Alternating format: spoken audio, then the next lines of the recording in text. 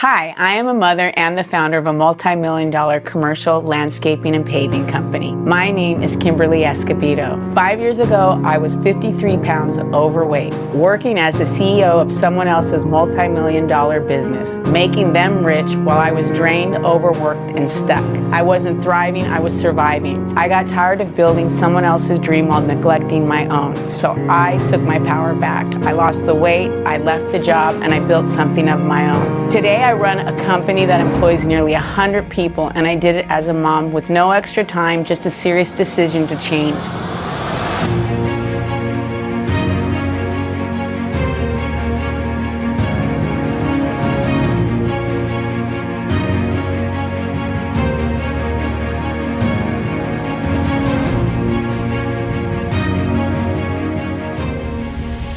That's at least what I do. I put myself through hard things to build the confidence to do harder things. You know, I know being 56 years old that life goes like this. We talked about that on the podcast. And I know that the relationships that I've had in the past and the problems that existed in those felt so big at that time, only to prepare me for what's coming in the future. That I know being 50. I have that life experience. It doesn't get easier, it gets harder. A lot of people live their life believing that it gets easier, and it doesn't. It just gets harder.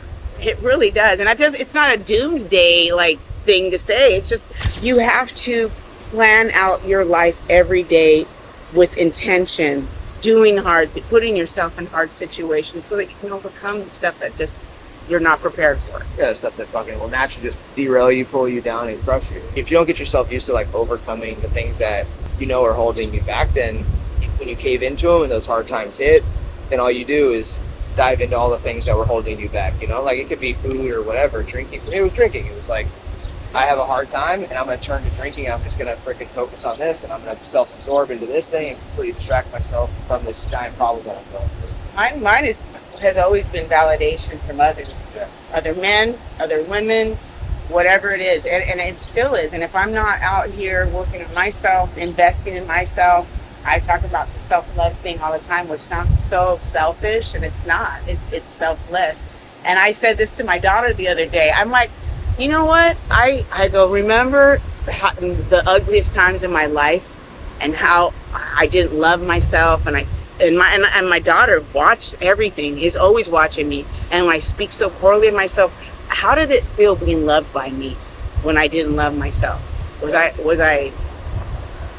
love myself better? Do I love you better taking care of me, or do I love you? So I'm really stuck on that, and I get up in the morning because I'm trying to love myself more. I get up and work out and do all of those things first before anybody else, because I'm trying to love myself better to love you better, you know? Yeah, you want to be good to others, you know, and it starts with being good to yourself. Yeah. You can't be good to other people. Like if you're running around with negative self-talk, being an asshole, talking shit to yourself, then you just lash out on everybody. And it's like, man, now we're treating everybody like shit. Yeah. You know? Yeah.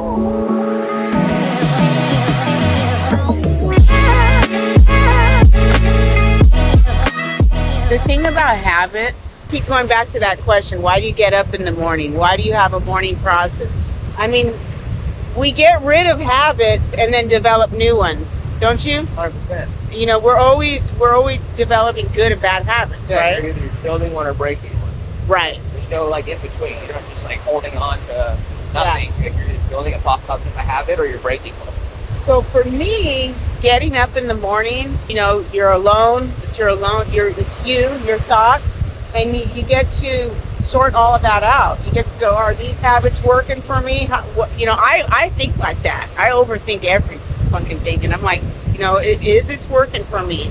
How can I change this? So the morning process, the exercising, the journaling, and the bringing yourself to a point of exhaustion, which is so challenging and I hate to do, but at the other side of that is clarity, because you're just, especially when you put yourself under that pressure and you start thinking of all the things that are holding you back, and you think about, well, why do I do? Why am I keep doing this? Why? And then you get through that workout and you're just like, maybe their bad habit is not waking up on time. Why do you think people can't break that bad habit of getting up when they say they want to? What do you think the problem is? Personally, when I sleep in and want to stay stuck, it's usually because I don't want to face myself. I mean, when I did sleep in or stay in bed, it was because I didn't succeed at getting up to go work out, and I didn't want to face that. You know, that feels like shit. When you say I'm going to do something and you don't do it, I feel like shit when I don't live up to that.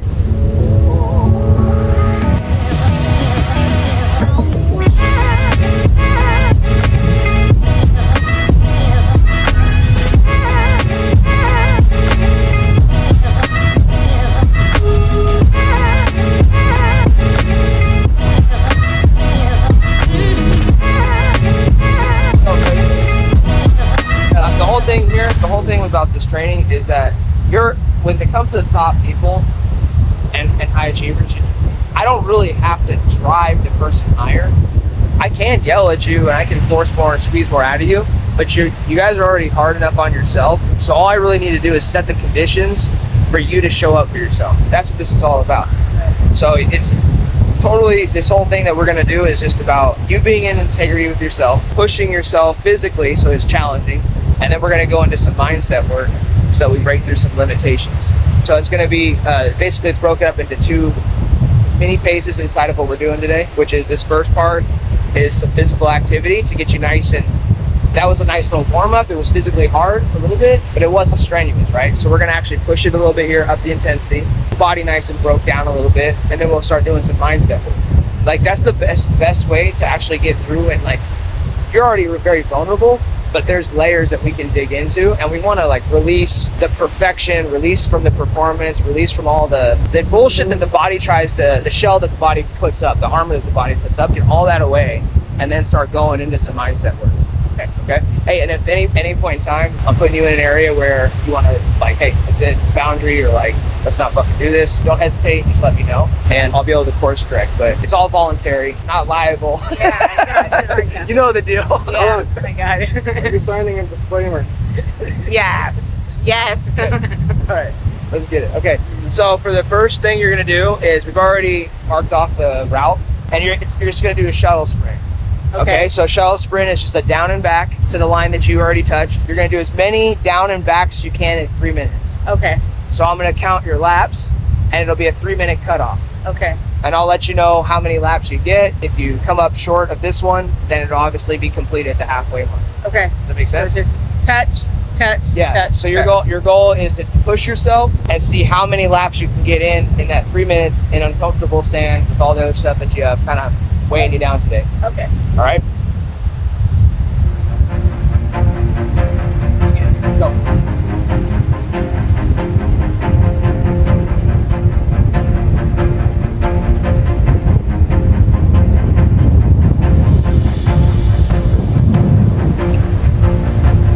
My favorite Ashton's doing that. Good. Touch and go. Good. Max effort. The first thing that I'm having her do is hold herself accountable. So this exercise with the high achiever, she's pushing herself and performing her best at these intervals. All the way. And then go. So the drill is all about self-regulating. Her job is to push herself on the intervals. So with like top individuals, they can call themselves out. Like, a lot of people actually will, bypass accountability. So the first thing that we're doing with this drill is she's gonna push herself physically, and like right now she's having a hard time. So she has to have an honest conversation with herself, whether she's tired, making an excuse, or if she actually does need that break. So that's the whole point about this. It's basically a personal performance audit that we're doing to get her to start showing herself, hold herself accountable.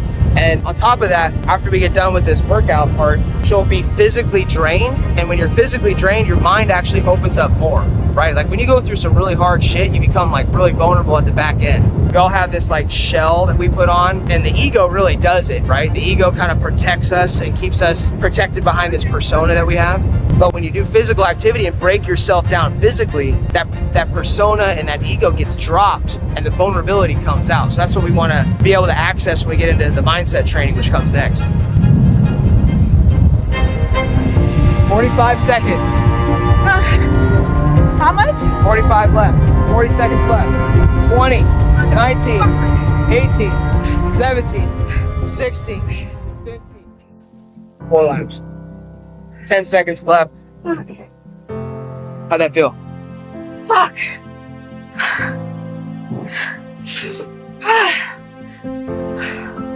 What was your experience?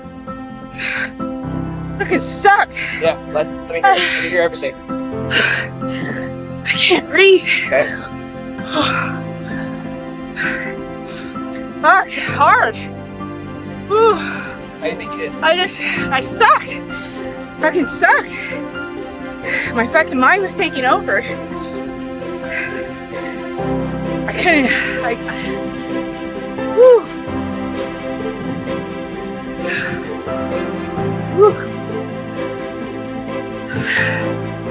I expected more out of myself, you know, so it sucks. It sucks when I didn't achieve what I thought I could do. But it was my first time doing it and I didn't know what I could do. What was the expectation you had? What expectation did you put on yourself? I expected perfection, but I don't know what perfection is for me if I don't know, Right. if I haven't attempted it. Did you have a certain number of laps in your mind, or was it inside of your head, I'm just going to go all out and see where I land? What was the... I was going to go all out. I didn't have a certain number. I was going to go all out and not stop because I couldn't breathe. It's hard to run in the sand, and I'm not used to it. And then you started beating yourself up about it? Yeah, but I shut down after I started beating myself up. The review of like what just happened, right, is that you went into it to give your absolute best, but there was no clear marker for success. None.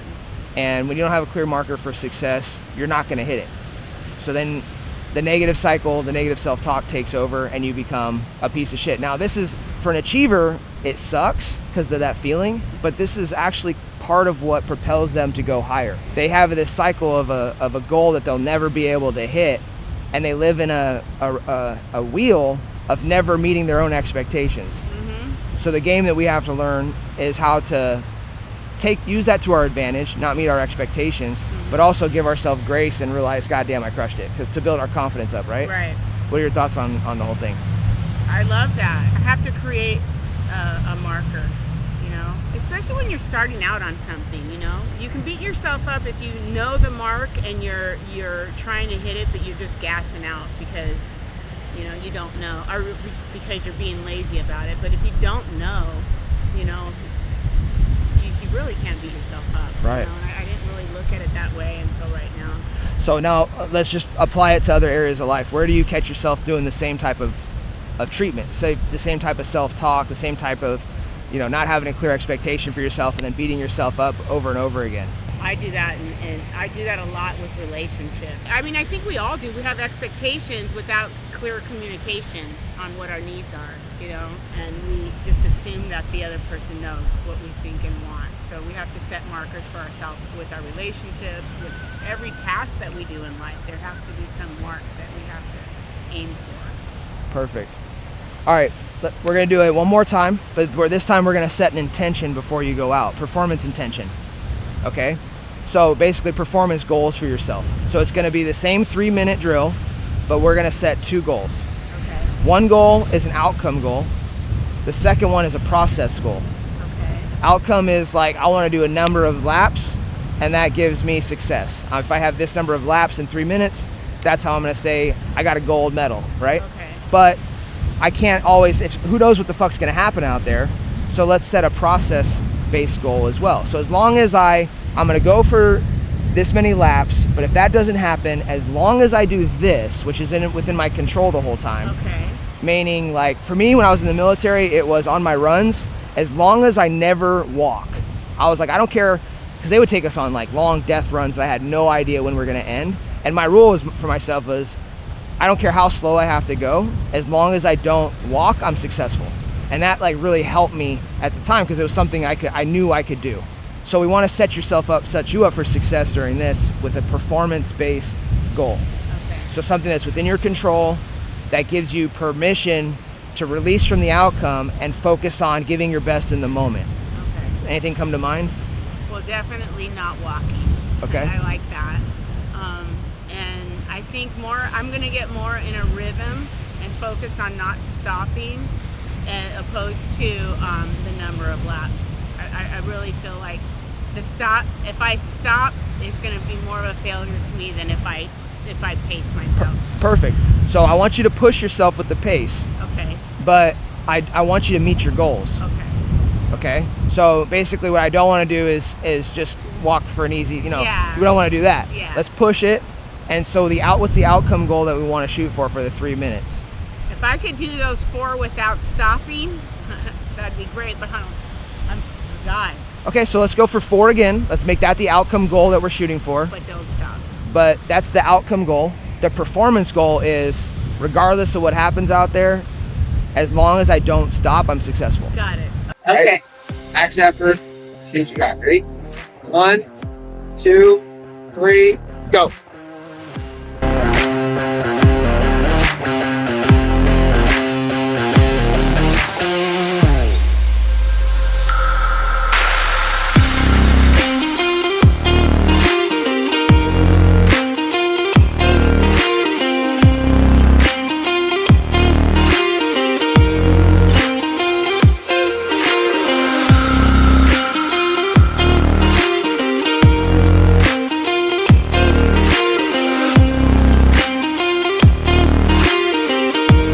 You got to teach them to be satisfied with their performance. So the high achiever, the perfect sweet spot for a high achiever is to be dissatisfied with where your results are, but satisfied with your performance. That's the sweet spot. If you're not satisfied with your performance and you're unsatisfied with your results, you're gonna feel like shit all the time and never be happy. It's 4.5 right there.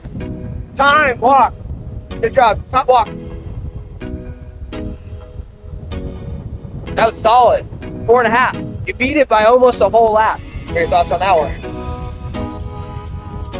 It's just crazy how strong our minds are. It's probably the strongest. Is it a muscle? I don't know. It should be, because it's so strong. It just takes over everything. It's stronger than any muscle on your body. It's all about discovering yourself, finding your strengths, finding your weaknesses, and walking away seeing your true power. Craft the game. Okay. So that's it. Let's have a look at this.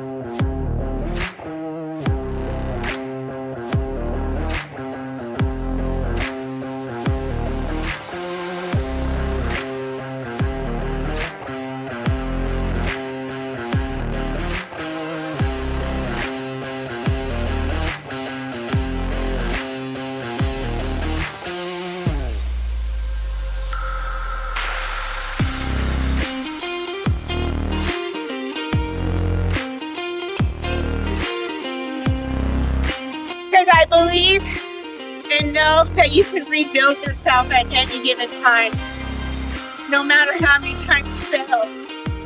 And I'm living proof of that. I do. Even 9 months, even 6, 7 months ago, I was starting to fail again. The successful business I have, it was slipping from me. I had to reset my mind, my process. I had to reset that. And everybody has to do that. We all go through peaks and valleys. And it's okay to admit that we're in a valley. It's okay to have to reach out for help and pick yourself back up, no matter how high of an achiever you are or not. And that's what makes me worth following, because I can face my failures and course correct.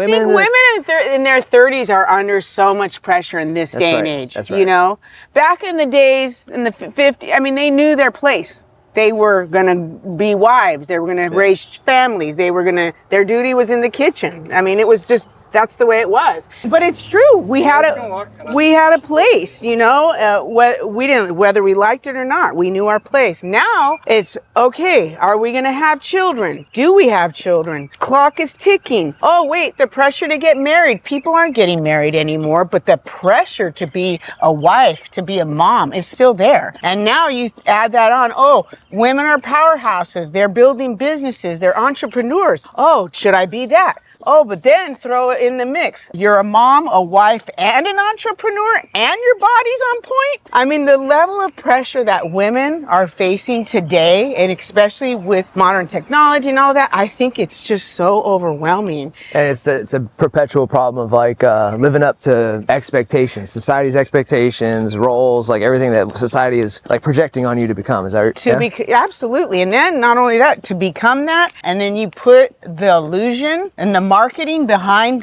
your brand on social media, and people are branding this perfect life that's just not so. You know, we're not perfect. You know, I say to my girls in my life, my nieces, they'll see me in my gym clothes, you know, Auntie, you look so good.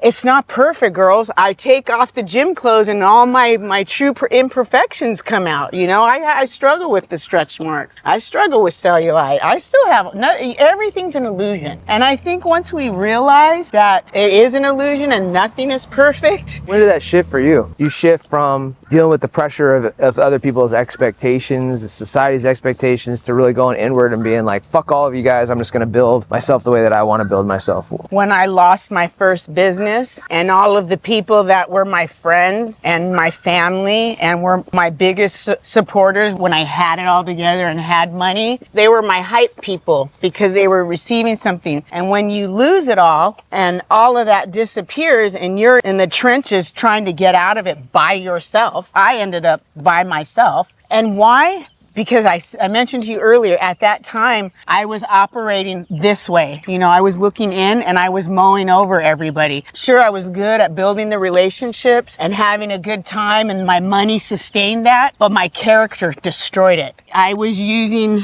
the success and the money as a facade, and I was not authentic about what was really going on inside. And your true character reveals itself at the end of the day. It does. So I think once I realized that, one, I can't achieve all of that. That's just not possible for every woman to be all of that and something not be perfect. That's bananas to think that. And when I started focusing more on what I can control, it was a game changer. So it took losing the business for you to figure out that you needed to focus more on not meeting other people's expectations. Well, it kind of sounds like you had a moment of like, you said there was nobody around after everything fell apart. It almost sounds like you looked around and you realized that, damn, like nobody's going to be here for me. Why am I trying to become what other people want me to become? Why am I going to try to meet other people's expectations when at the end of the day, I'm here by myself, digging myself out of this shit and nobody's here anymore? It kind of sounds like that too. Yep. And when you do, it's also too,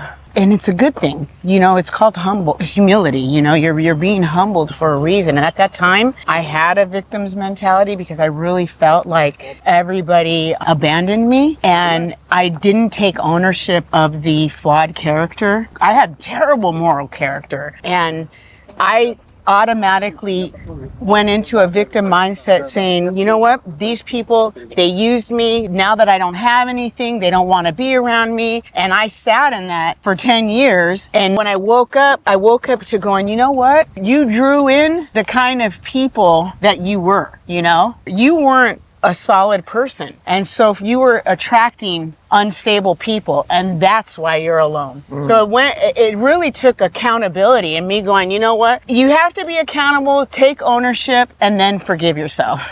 That part was huge. Because you said that I realized I drew in the people that were like me. Yeah. That's what you said, right? Yeah. Those are the words? Yep. And then you found out that, like they say, you know, birds of a feather flock together. So all of a sudden we're all kind of like these superficial, fake nice people that are playing well together, but after our own agendas. Yeah. And we're a whole team of people like that. Yep. So when there's a crack in the group, everybody just kind of goes about their own way and chases the next thing that has to do with being about them. Yeah, no, the characters are revealed. You know, Yeah. all of their characters are revealed, but so is mine. Right. You know, and that's I think what victims fail to realize is that you're part of it. You aren't exempt from it. You're part of it. You created it. You know, and there's so much freedom in admitting that. I know it. I don't believe it. I know it for a fact.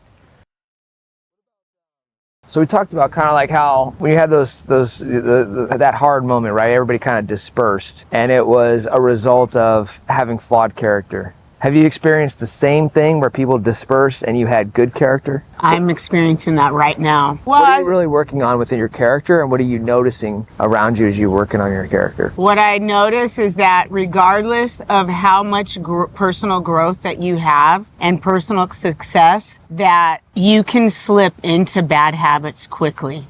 And you can attract, when you start slipping into bad habits, you start attracting those habits. It's just, that's what I notice. And so getting out of a situation, fixing your character, and living morally correct, which is what I attempt to do every day and fail at every day. Just put it out there. I fail at being morally correct every single day, and I have to work at it. And I think that what is so important for me as a woman, and I'm not seeing enough on social media, is people admitting that. You know, people want to sell you perfection, and they talk about these, I mentioned to you, you know, or even on social media about these personal development coaches that we invest our money in, and rather than owning that we're buying a service and we have to apply ourselves to that service that we're purchasing, we have to admit to ourselves that we think we're purchasing a magic pill to perfection, and that it doesn't require any execution. And that's just not the case. It takes execution. It takes commitment, regardless of how you're feeling. You know, you just got to get up and do it.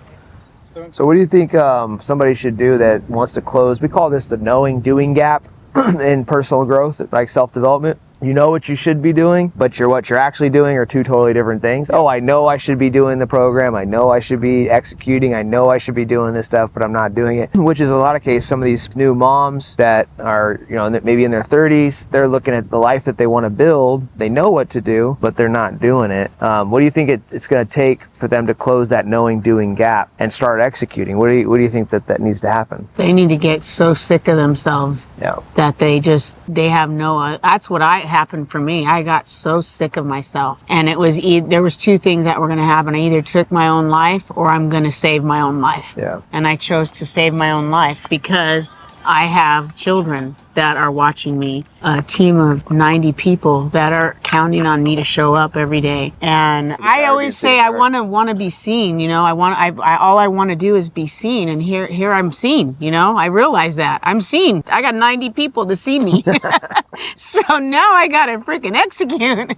Oh my God. So I saw this one video about a guy that he was like, every one of my students is bitching and moaning that they're not getting the views. And what he did was he made a picture of like real people of the amount of views they got. And they're like, this is 400 people that saw you. And it's like a big auditorium. And this is 10,000 people that saw you. And it's like a little like arena, and it's like, you're complaining that you got 25,000 people only, and he shows a stadium, you know what I mean? He's like, put it in perspective, you just walked out in front of 100,000 people stadium. That's good. And this is what it looks like, what the people that saw it like actually physically look like. Because a lot of times we don't understand, like, I'll get 5,000 views on my YouTube video, and I'm like, but it's just a number. You don't really pay attention to. Yeah, but then if you realize, because I own nightclubs, and you know, I know what 5,000 people looks like, and you're like, holy shit. Yeah. Well, and for me, like 91 people. Hey, it's gonna get there. Is not a lot, but when I have my company Christmas parties and they bring their families, their wives, and their children. That's the impact. That's the influence. And my vendors come and my subs come. I'm like, oh, it's way bigger than 91 people. You know? You have no idea the impact you're having Yeah. until you physically see it. Yeah. And, you know, going back to what you were saying about being in that room and you invested that money, it just goes back to like you said, the illusion. Those people went through it to get there. Yeah. They're going through it. You know, they're not in love with the end result. That room is not in love with the end result. They're in love with the process of it. Mm-hmm. The this and this of it. You know, and I think the people that are watching anybody on social media and looking up to the hype, you got to be realistic with yourself. If you think that just buying a program is going to be the end all be all solution, then the whole world would be perfect because all we would have to do is buy the program. Yep. You know, but that's not the truth. And you got to look in the mirror, be honest with yourself, and get out of your own way. And compress the time. Yeah, and execute. Yep. Seize the moment. Now is the moment. that's. I had about the time compression and like where I found out about the whole time thing. I quit smoking when my plane was falling, and I couldn't smoke after it was extreme turbulence. I got smashed into the ceiling. Oh. And I used to smoke 2 packs a day. And then when I came out, I couldn't put a cigarette in my mouth. And I asked everybody like, what could have triggered it, and nobody could tell me. And one day, I was in a room with Tony Robbins, and you know how he's like, "Oh, I'll change life," or blah blah blah. And I asked him about, like, I just told him about the incident, and he's like, "Oh, you just compressed time." I'm like, "Please explain." And he's like, "Well, it goes back to what you said. We know what we should do, but we don't do it." So he's like, cigarettes are killing you. You know this for a fact. It's not even like a maybe. It's 100% fact. But because you're saying in your head, I have time to quit. My lungs will clear out. Everything's okay. I'm just going to enjoy this one last one. Maybe another couple. Maybe another couple. And a few years later, a few tens of thousands of cigarettes later, you're still saying, I'm just going to enjoy this one. Mm-hmm. So what your brain did when you were close to death, it equated something you're doing to yourself that is killing you, and it turned it off. So now for you, that cigarette is not a maybe sometime. You're going to smoke it and die now. And that's why you can't put it to your mouth, because it triggered that instant response. That's a huge thing. I was going to say, how do you, so that happened for you because of a situation out of your control. Right. So how do you apply that to something that you know you need to told change? Me, that's exactly what I asked him. I'm like, how do I use this in real life to help others and myself? There's something else. He's like, well, you ever seen fighter jet pilots when they sit in a room with their eyes closed and the guy is walking them through a flight and they're literally doing the things that they're doing? So your brain, depending on how hard you concentrate, they actually put electrodes on their head. And when you imagine stuff, the same exact regions trigger as if you're physically doing it. Your brain doesn't know the difference. So what happens is, he's like, think about what you're doing and imagine a year from now 2 outcomes. You're continuing to do what you're doing, but imagine you're living that in that moment right now, versus you change and you do what you know you should do and then live that outcome in your head. Go outside, sit under a tree, no phone, no nothing, for an hour. Just sit there, and to the tiniest detail, what you smell, what you feel like. Your kids are coming up to you doing something. Your wife says something. What kind of car? Everything. The taste in your mouth at that moment. And your brain will relive it both, and then it'll be physically nauseating to go back to the bad one. It'll be almost like PTSD. I can't go back there. I can't go back there. This is fucking me up right now. No, I'm telling you, I've been listening, everything, I believe in that so much. And even my workouts have turned into like just intentionally thinking about the muscle group that I'm working. And I'm just, even in that moment, I'm just so locked in on that. And I'm noticing my body changing. The mind is so powerful. I'm going to use that on something that I'm dealing with right now. And that, I was thinking, I was reliving Iraq, and I was just thinking the whole time you were talking, I was thinking about that's what happened. That's what happened to me. In the 15 months I was there, but I got back and it clicked. Dude, tomorrow's not guaranteed. That's not some shit that I'm just saying. I feel it. You're living it. I'm living it every day. I'm like, I don't give a fuck about tomorrow. I'm gonna execute this. I'm gonna do this. And before I had positive habits, that was crazy shit that I would do, right? I don't give a fuck. And then once I got the habits lined in, I don't think it was not give a fuck, because like I said, I worked at clubs. I did more drugs than both of you probably saw in the movies. Yeah.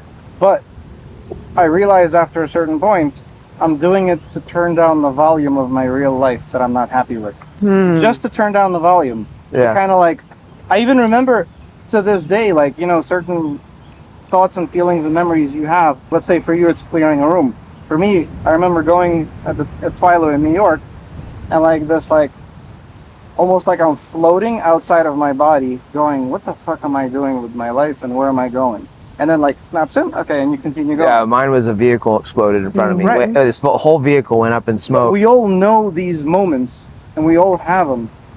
And if we can use that, as David Goggins uses the cookies or whatever the hell, you know, that you've lived this, you've survived it. If you continue this way, this is where you're going to end up. And if you meditate, as you're saying you literally this, see your own future sitting there in a one-bedroom apartment staring at a fucking TV you found on the What are you garbage. thinking right now? for what we talked about on that run, and that, I mean, I think that every vice that we have, That's the boat for my budget. mine too. I'm just like, every time I see yachts everywhere, I'm like, that's my budget. I want to use that, you know. I have to visualize the outcome. Even though I'm living for today, I have to meditate on where today's choices are going to lead me.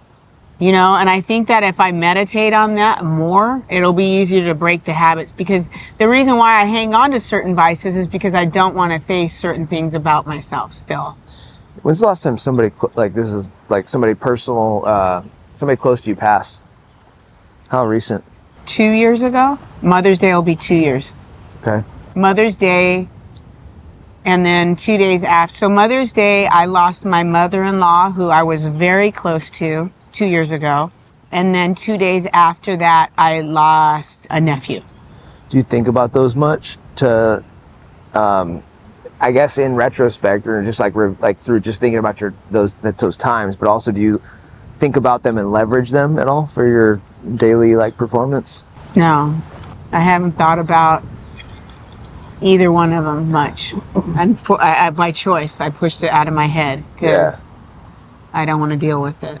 Yeah. But no, I need to use that. Actually, that's good that we're talking about it, because I can go back to all the conversations I would have with my mother-in-law every day when I would have to commute for work, and just the power and the strength I received from her. It actually just didn't dawn on me till now how I'm missing that positive female role model in my life. A lot of women that I'm working with now, or that are drawn to me, I can see a lot of the conversations that I have with them are very similar to the ones that I had with my mother-in-law, and the way she would coach me. So maybe I need to go back to that, you know, and meditate on that, and those are things that I do is go back to and finding the tools that work, you know, that help you get from this moment to that moment, you know. If you had to pick 3 tools to help somebody advance their life, I'm thinking about getting that new mom out of her house, out of the relationship, in shape, change her life, and appreciate life, and really just start going.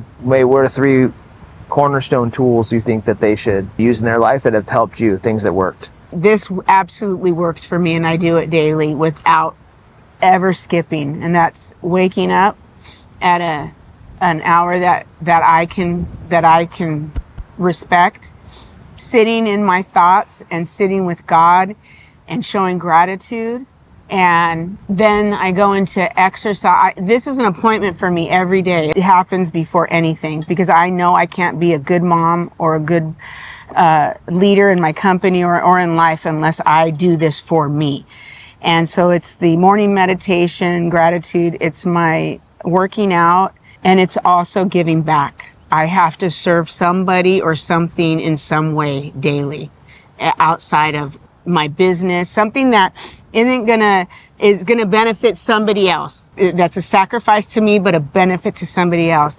I do every single day. If you could only do one daily discipline or one task, for whatever reason, you could only choose one thing that you would do, what's the one thing that you would do to build the best you for the day and be at your absolute best above all other things? You listed off a few of the different cornerstone habits and rituals that you have, but if we had to distill it down to one, you could only do one. What's the most important one that you would have to do no matter what? Spend time with God every single moment. Whatever your God is, whatever your something outside of you you have to respect something higher than you. Yeah. You know, and that has to be a God of your choosing. I'm not going to tell anybody who their God is, but and whether he's real or not to you at the end of all of it, striving to be the best that you can to figure out when the time comes, whether that's true or not. Well, what's the worst thing that's going to happen? You're going to have good moral character, or trying to have good moral character in the process to find out if there is something higher than us. That's all we know. You know, we don't have a guarantee. Is there God? Is that we don't have but I know in the process and having a relationship with God is only a good thing. You don't go around doing drugs and hurting people and abusing people. You know, you have to have something bigger than yourself. I love it. So when you asked me that question, I was like, I mean, I always say God first. I don't know, for the people that really follow religion, they always say, oh, God first, then the spouse, then the children. And I'm like, no, I'm sorry. It's God, then you, then the spouse, then the children. This is my thing. And if you ever saw something I would say, faith, fitness, finance, family. And I put family, and it sounds so like, oh, you're going to put family before. It's like a domino effect. Yeah, but no, you know what? If I have my faith, and then I take care of myself, and then I have my finances in order, then my family's getting a freaking taken care of. A diamond, you know? Yeah. And I don't think that's very selfish. I think that is selfless. To want to be your best so you can dish that out to everybody around you. How's that selfless? So what were you going to say about... so I was going to say, going back to that question, you know, I mean, I feel like the God and the physical fitness and all of that is like one. I have a hard time separating the two, because I feel like if I just had God, and I know not, because I love my faith and all of that, but it's even biblical to get up and work. Nowhere in the Bible does it say to rest, except for on the seventh day. You rest on the seventh day only to worship God. It's not really rest. It's a rest from putting everything else in front of God. But you're never resting. You're supposed to work all the time. It's biblical, you know? And so I struggle with answering that, because I want to spend time with God, which I do all the time. I'm doing that now, talking about him. But I also want to take care of myself physically. And I think that's honoring God. They talk about the body as a temple that God gave you when he created you. The answer is really not the main value. It's your perspective. When you elaborate on it and you start sharing about why, then how your thought process is, that's what people are looking for. So I think that it doesn't really matter so much if the person's like trying to find the specific task and choose, but now they see kind of like the bigger picture and being able to bring it all together. Yeah. So. No, and that's me in a nutshell, you know. And I'm not perfect. You know, I'm doing the macro challenge with you. That's a fun I one, suck. Huh? It's fucking hard, huh? I suck. And people go, oh, you don't need to track your macros. You look great. By whose standard? Watch what happens, though, as you finish this up. Regardless, there's a couple of things happening. Like you're challenging yourself and improving yourself for sure. Yeah. But watch, I don't know if this has happened yet on your side, but eventually people are going to keep reaching out about macros to you. Oh, yeah. And you're raising awareness around macros to your people. And they all have heard about them before, but now every single day, it's right in front of them every single day. So they're going to be, by the end, I guarantee there's people that are like really, truly leaning in to be like, tell me more about that. Tell me more about that. Why did you do that? What the fuck? Yeah. So you're influencing people for health. That's what I'm saying. Well, I'll tell you this. My goal at the end of this, I'm always course correcting. Yeah. But it's like, I told you the other day I wanted to just quit and start over. Yeah. Let's just start day one over. Yeah. And I think that the process of going through it, even though I'm failing at it, I have to. You know, that's why I had you do the challenge. I know. It's because of this exact topic of I want to do it perfectly and start over. And then to beat that, go through the whole whole thing and then lift your head up and be like, damn, here's what I learned about myself. Yeah. Oh, I'm going to do that because I'm going to say, this is what I learned about myself. And now I'm going to apply what I learned. Oh, yeah. Watch this 62 days. For sure. No, I'm going to do that. And I almost, for me, I don't know why I'm wired like that. I almost have to fail to go, watch, motherfucker. Watch me now. And I told you that. Is that a bad thing that I always want to prove somebody wrong? Oh, fuck no. I have a photo album on my phone that has a bunch of shit people have talked to me. Yeah. Like a bunch of shit talkers. The Yeah. screenshots, I just keep that in there.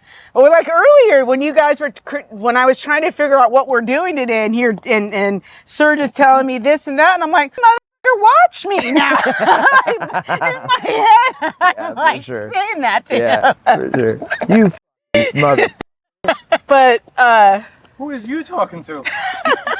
That's funny. but if we use that kind of thing to drive us, to push us, that's a good thing. But I think we get so offended and right out of the gate, it paralyzes us. Like, oh, he thinks this of me? Oh, and no, I mean, he's trying to help you. Yeah. He's critiquing you. If you're a mom or a woman feeling stuck, short on time, and wondering if it's even possible, I see you. If you're serious about changing your life, DM me. I'd love to share what helped me turn it all around.